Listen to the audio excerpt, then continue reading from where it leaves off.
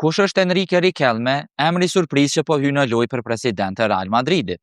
Një nga momentet më të habishme të konferencës së pazakont për shtyp të Florentino Perez ishte referenca e tij ndaj një biznismeni të sektorit të energjisë. Perez po i referoi Enrique Riquelmes, drejtorit aktual ekzekutiv të Cox Energy, një kompani spanjolle diellore që filloi operacionin në vitin 2014 dhe aktualisht ka zyra dhe projekte në Meksik, Chile, Panama, Kolumbi dhe Spanjë. Enrique Riquelme është një sipërmarrës pionjer në sektorin diellor të Amerikës Latine, me prani edhe në Spanjë. 37 vjeçari është përfshirë gjithashtu në listën e 100 latinoamerikanëve më me ndikim që luftojnë ndryshimet klimatike. Ai është themeluesi i Grupo Cox, një kompani e fokusuar në ujë dhe energji, veçanërisht në burime të rinovueshme.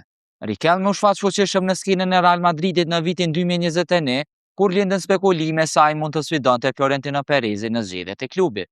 Në atë kohë, ai e paraqiti veten si antar i Real Madridit prej më shumë se 20 vitesh, duke shprehur dëshirën e tij për të ofruar një alternativë, megjithse në fund nuk e bëri këtë hap.